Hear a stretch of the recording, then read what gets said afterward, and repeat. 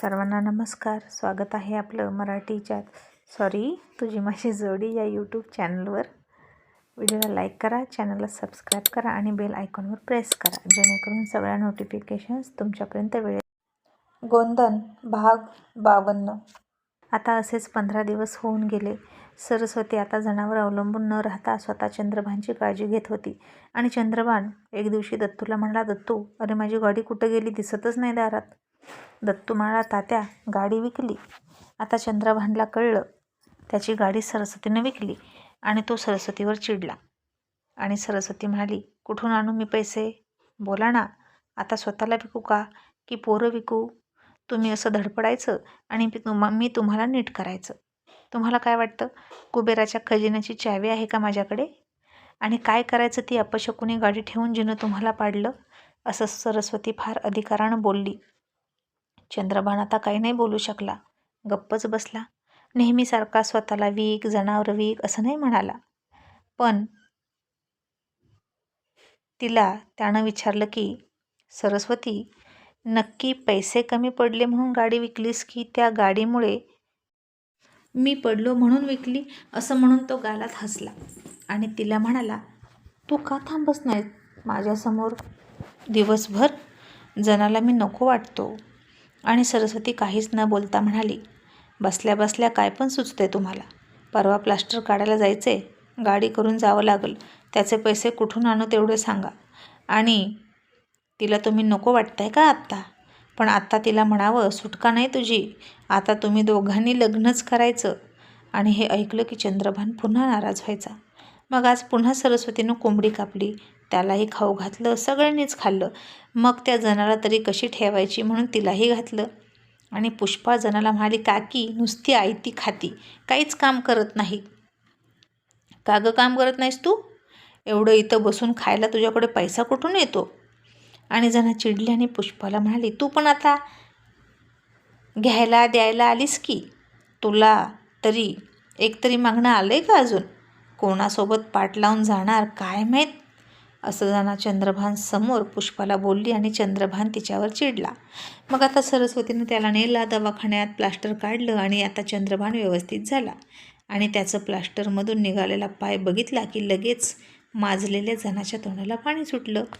तिची चिमणी पुन्हा फडफड करायला लागली होती आणि पुन्हा जाऊन ती त्याच्या गळ्यात पडली कामापुरती आणि म्हणाली, किती दिवसातनं आपण असं जवळ येतोय, तुम्ही बरं झालात आणि मला लय आनंद झाला.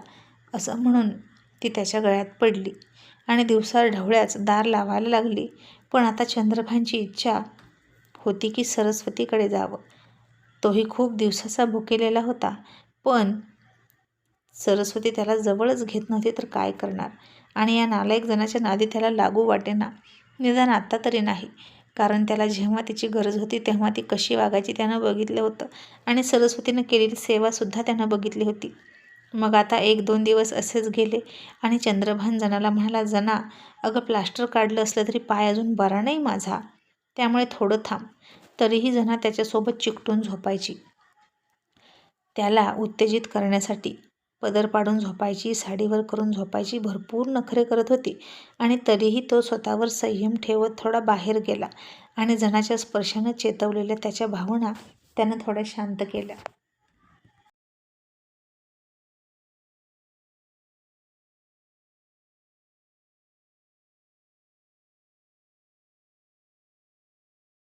आणि तरीही जना त्याला मध्यरात्री खोलीत ओढत होती. आणि आज मला दम धरवतच नाही, मला करायचंच आहे.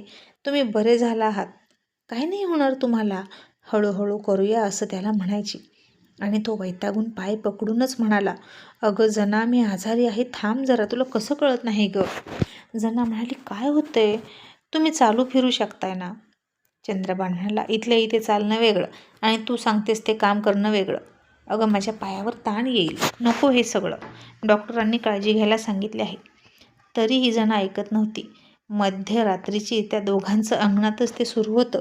पोरं झोपली होती आणि हे सरस्वतीनं ऐकलं आणि तिला रागच आला जनाचा. आणि ती गेली आणि जनाला म्हणाली, तुला अक्कल आहे का गं? इतकी आग पसरली आहे का तुझ्या अंगात? अगं त्यांना बरं तरी होऊ दे. आणि जना म्हणाली, तू आमच्यात बोलू नको, आम्ही काही पण करू. तसंच सरस्वतीने तिच्या कानाखाली दिली आणि म्हणाली, नालायक बाई आहेस तू. त्यांना एवढा त्रास होतोय आणि तुला तुझी आग विझवून घ्यायचं पडलं आहे का? त्यापेक्षा जा आणि एखादे गिऱ्हाईक शोध आणि बघ. माझ्या नवऱ्याला मी इतक्या मिन्नतवाऱ्या करून नीट केला आहे, तेव्हा का नाही म्हणाली की सगळी काळजी मी घेते? तू काळजी करू नकोस आणि आत्ता मला मध्ये बोलू नको म्हणतेस का? आणि तू पुन्हा त्यांचा पाय मोडून ठेवशील तुझी हवस भागवून घेण्यासाठी. चला हो, माझ्या खोलीत झोपा. असं म्हणून सरस्वती चंद्रभानला घेऊन खोलीत आली आणि चंद्रभान तोंड दाबून हसायला लागला. माझ्या नवऱ्याला मी नीट केलाय असं सरस्वती खूप खूप दिवसातून म्हणण्यापेक्षा 10 वर्षातून पहिल्यांदा हक्कानं म्हणाली आणि पुन्हा चंद्रभानवर हक्क दाखवायला लागली. आणि आता पोरं मधी झोपली होती आणि सरस्वती पोरांच्या एका बाजूला आणि चंद्रभानला दुसऱ्या बाजूला झोपवलं, जसे ते आधी झोपायचे तसे. आणि चंद्रभान म्हणाला, सरस्वती इथं जवळ ये ना. आणि सरस्वती त्याच्याकडे चिडून बघत म्हणाली, कशाला? पाय बरा नाही ना तुमचा? चंद्रभान म्हणाला, अगं मला रात्री काही लागलं तर? पाणी वगैरे लागलं तर कोण देणार? सरस्वती उठली आणि तांब्या भरून आणून तिथं ठेवला आणि म्हणाली, तुमचं तुम्ही प्या, मी द्यायची गरज नाही. लागलं आहे तुमच्या पायाला, पण हात नीट आहेत. असं म्हणून पुन्हा जाऊन झोपली. तसंच चंद्रभाननं डोकं खाजवलं आणि यायला कशी जवळ घेऊ ते कळेना. जनासोबत होता तो, पण सरस्वती जवळ येऊ देत नव्हती म्हणून त्याला खूप अपराधी वाटत होतं. आणि तिनं त्याला नाकारल्यामुळे त्याला फार वाईट आणि दुखावल्यासारखं वाटत होतं. आणि आता पोरं झोपली होती, सरस्वतीही झोपली. खूप कंटाळून जायची बिचारी. घरी असलं की चंद्रभानचं उठल्यापासून काम असायचं, तरीही ती बाहेर कामाला जायची. ती दमत नव्हती, थकत नव्हती. आणि आता तो महिना 1.5 महिना घरी बसून होता, तिचे कष्ट बघत होता. आणि आता मध्यरात्र उलटून गेली आणि अचानक तिच्या अंगावर तिला ओझं वाटू लागलं आणि तिच्या शरीरावरून, छातीवरून, पोटावरून त्याचे ओठ फिरत होते. तिचा ब्लाऊजही हुक काढून बाजूला पडला होता. साडीच्या निऱ्या बाजूला पडल्या होत्या, पदर बाजूला पडला होता. तिची साडी वर आली होती गुडघ्यापर्यंत आणि चंद्रभान तिच्याजवळ होता. कंटाळलेली असल्यामुळे तिला ते सगळं गोड वाटत होतं. मोरपिसासारखं वाटत होता त्याचा स्पर्श. आणि त्यानं तिची दोन्ही मनगटं घट्ट दाबून धरली होती जमिनीसोबत आणि तिच्या अंगावर आला होता. तिच्या ओठात ओठ घातले आणि तिचा मेंदू जागा झाला. आणि तुम्ही काय करताय? पोरं आहेत असं म्हणत होती, पण त्यानं तिला बोलू दिलीच नाही. तोंडात तोंड घातलं आणि तिच्या मर्जीविरोधात तिच्यामध्ये प्रवेशसुद्धा केला. तशी एक चैतन्याची लहर सरस्वतीच्या अंगातून निघाली आणि आता त्याला विरोध करणारे तिचे हात सैल पडले. आणि चंद्रभानच्या लक्षात आलं की आता ती विरोध करणार नाहीच. आणि सरस्वतीचं शरीर आता थरथर कापायला लागलं होतं. इतक्या वर्षानंतर तिला ते पतिसुख मिळायला लागलं आणि तीही थोडी हावरट झाली, स्वार्थी झाली. आणि तिचे हात आपोआप त्याच्या केसात फिरू लागले. आणि तिला आठवला तो पहिला चंद्रभान, नवीन लग्न झालेला. आणि आत्ताही तिनं तिच्या नेहमीच्या सवयीप्रमाणे हळूच तिचा कान त्याच्या ओठांसमोर नेला आणि त्यानं हळूच तिचा कान चावला. सरस्वती खुदकन आलीसारखी मंजूळ हसली आणि अगदी पिसाटल्यासारखी त्याच्या शरीराला झोंबू लागली आणि डोळ्यातून पाणी येत होतं. आता ती उसासे टाकत होती, भात्यासारखी तिची छाती खालीवर होत होती आणि ती घामानं ओली चिंब झाली आणि अगदा एखादी वेल झाडाला लपेटून बसावी तशी त्याच्या शरीराभोवती लपेटली होती. आणि तिच्या ओसाड मळा रानासारख्या उजाड झालेल्या आयुष्यात पुन्हा प्रेमाचा वर्षाव झाला. चंद्रभान बेभान झाला होता. घरकी मुलगी दाल बराबर समजणारा तो, त्याला आता तिचीच चव लागत होती. अख्खी दुनिया फिरलं तरी बायको ती बायकोच असते हे बहुतेक त्याला कळलं होतं.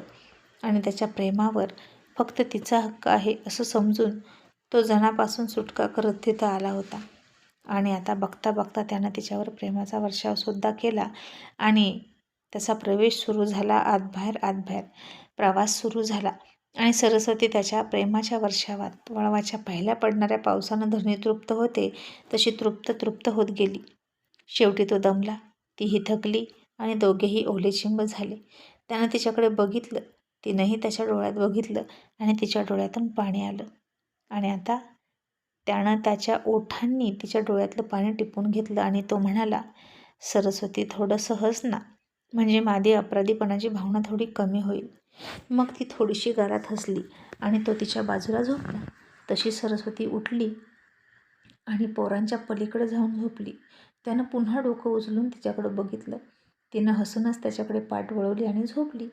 आता पुन्हा इकडे येऊ नका, पाण्याचा तांब्या डोक्याला ठेवलाय, तिकडंच पाणी प्या, असं म्हणाली. आणि तो म्हणाला, सरस्वती, आता माझी तहान भागली. तू हसलीस आणि माझी तहानभूक सगळंच मिटलं आणि मी सखावलो. आणि सरस्वती म्हणाली, आणि तुमचा पाय तो दुखत होता ना मगाशी? आणि तो म्हणाला, दुखतोय ना आई गं, असं बघ अजून दुखतोय, असं म्हणून तो ओरडला नाटकीपणानं. तशी सरस्वती खूप हसली आणि त्याच्या एका प्रेमाच्या स्पर्शानं तिनं त्याला पुन्हा मनापासून स्वीकारला आणि तिच्या सगळ्या वेदनांची फुलं झाल्यासारखं वाटलं. आणि किती हलकट असताना हे नवरा बायकोचं नातं.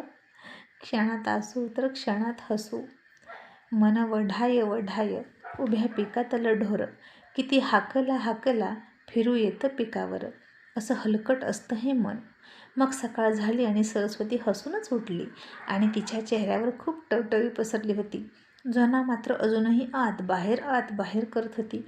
चंद्रभान उठला की नाही हे ती बघत होती.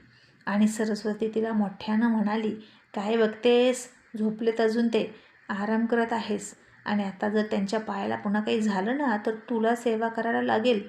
मी हात लावणारे सांगून ठेवते तुला. मी त्यांना बरं करायचं आणि तू त्यांचा फायदा घेशील का? लगेच आयत्या पिठावर रेघोट्या ओढायला येतेस. तुला लाज वाटली पाहिजे. आजारी माणसाला सुद्धा उठवून काम करायला लावते.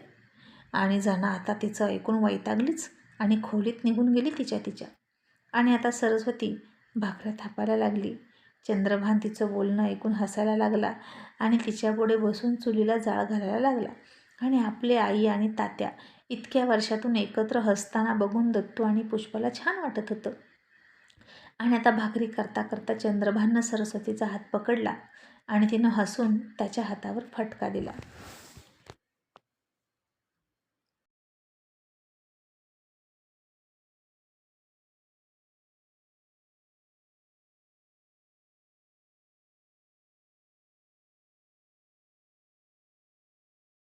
आणि मग तो म्हणाला, सरस्वती, तू मला माफ केलंस का?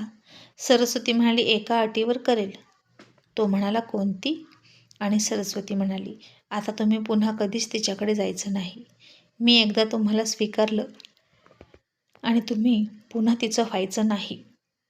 आणि चंद्रभानसुद्धा विचार करला आणि तिला वचन देऊन म्हणाला, आता यापुढे फक्त मी तुझाच. आणि तिच्याकडे बघून गालात हसला.